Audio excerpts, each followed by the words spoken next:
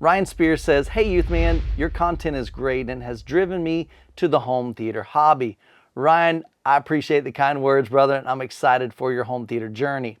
Which brings me to my questions. If you were just getting into the hobby, how would you build it out? Left and right speakers with an AVR is a high cost, but I feel that's the first step. Would you agree? So we'll pause here. I'll address this and then we'll come back to your second question. So if I were building a home theater from scratch, think about this first. Are you going to be enjoying your system right now, or is this like in the future? And what I mean by that, if you're building a home and maybe it's going to take 6 months, a year, year and a half, I'm going to give you different advice based on that. And actually, I'll go ahead and tell you, if this home theater is going to be kind of way off in the future, don't buy electronics, because electronics changes so much. Find the speakers that you like, go ahead and buy those. Those aren't going to really change over the next 6 months, 8 months, a year, year and a half.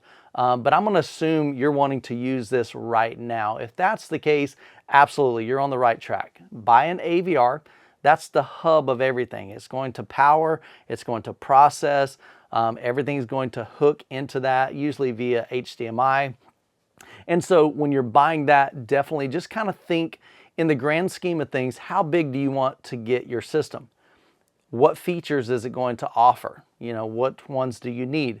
For me, I wanted something that has the ability to stream music from my phone.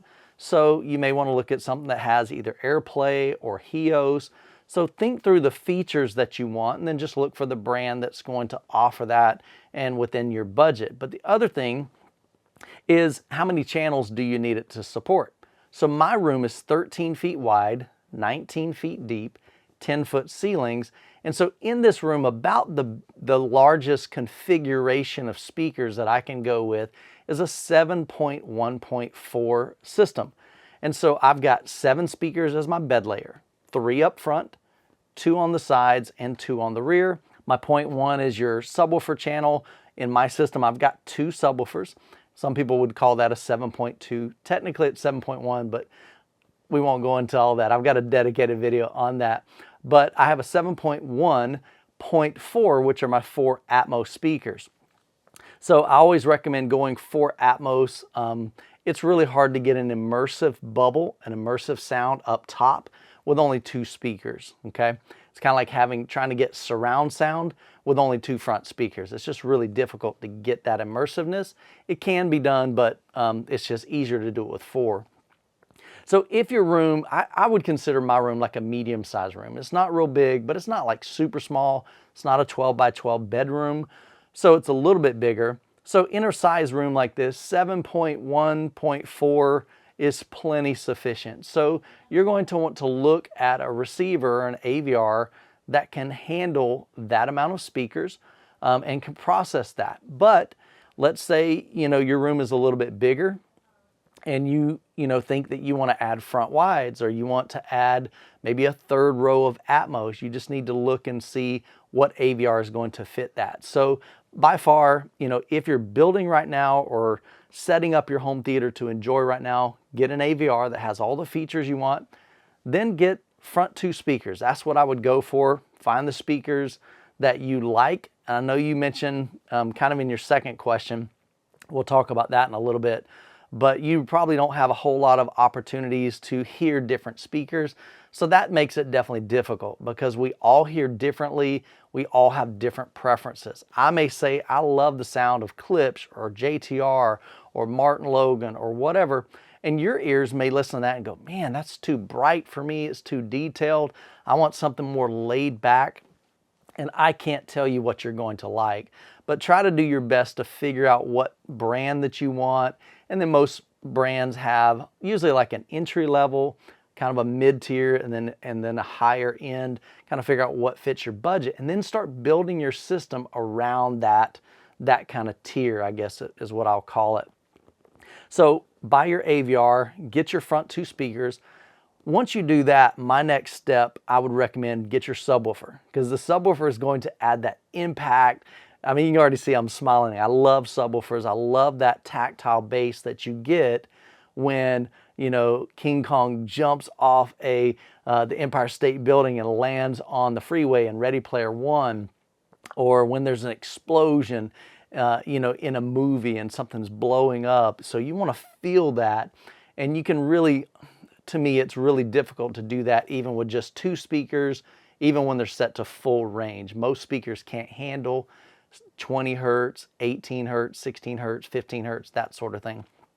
So a dedicated subwoofer, that would be my next purchase. Then from there, as money becomes available, or maybe you find those good deals, whether it's new or used, go and get you a center channel. If you've got an acoustic transparent screen, I would do 3 identical speakers up front. That's the best way to do it, whether it's 3 bookshelf speakers, 3 towers, 3 monitor style speakers, or you've got like a mid-range, a tweeter, and a mid-range, that sort of format, whatever. I would try to do 3 identical. If you don't have that and you've got maybe a TV, you're probably going to need to go with a horizontal center. So just get the one that matches your mains. Then from there, add your side surrounds. If your room's big enough, add your surround backs if you want to do that. Some people will bypass the surround backs in exchange for front wides. Again, that's just a preference. I don't really have room to put towers or even bookshelf speakers up here as front wides, so I went with surround backs.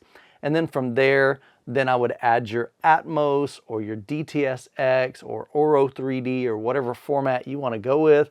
I went with Dolby Atmos, absolutely love it.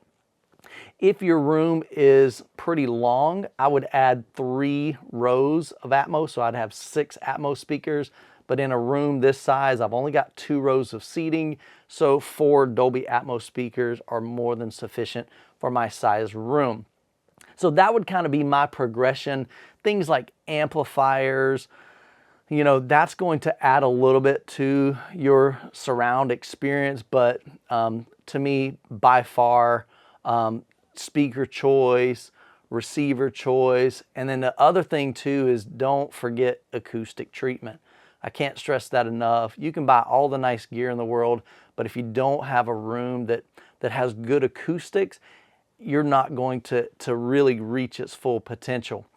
So that would kind of be my advice if I were starting out building a home theater from scratch. That would be my progression. And so then your other question says, also, I'll be making the trip to MWAVE. Dude, I am so excited to meet you at MWAVE. MWAVE is an event that myself and Ryan Charpentier are putting together literally just next week. I jump on a plane on Tuesday, actually this week technically because today's Sunday, but I'll jump on a plane, head up to Kansas City. We're going to be up there for 3 or 4 days. I'll be up there pretty much a week, but you guys will be up there for 3 days, a Friday night, all day Saturday, all day Sunday.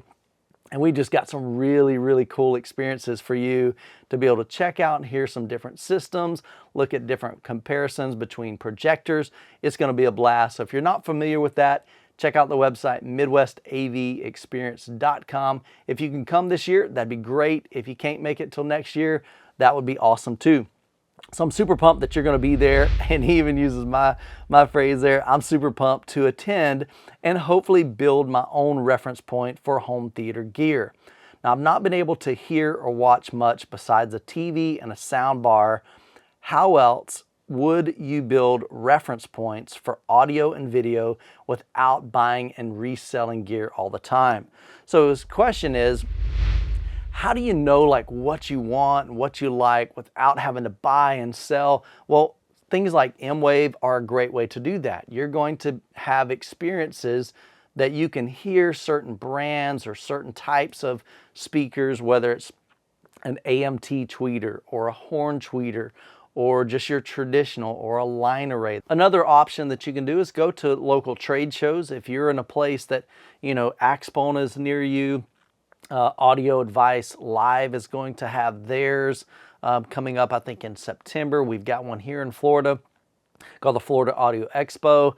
That's a good way to at least get a rough idea of what certain speakers sound like, because usually they'll set up like a hotel room and you'll be able to go in there and kind of hear their speakers or their surround sound setup and so forth. Another thing is get involved in like Facebook groups, Youthman Crew Facebook group. There's a bunch of them out there. find people that are in your area. You can also look at the AVS forum. Sometimes there are guys that do home theater crawls. They basically will set up an organized rotation between people in a certain area, and you get to know the community and get invited to go and check out their systems. So again, that's another way. So unfortunately, there's not a great way to audition speakers and TVs as well as projectors and home theater systems without actually being there. And I know I try to provide as much content as I can here on YouTube, but it's from one perspective. Definitely I encourage you to listen to and watch a bunch of different reviews.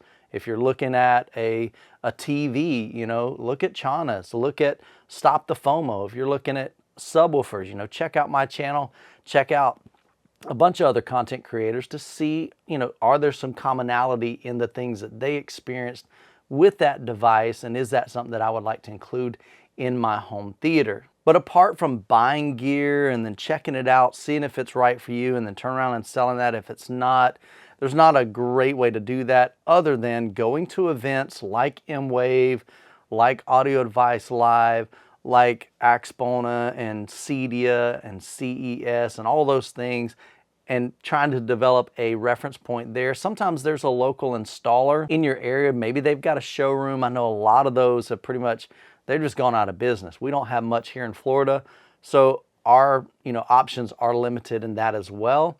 Again, get involved in Facebook groups, Discord servers. Try to find a group of guys in your area that you can kind of go and meet and check out their home theater, and just kind of build some reference points like you're talking about over time.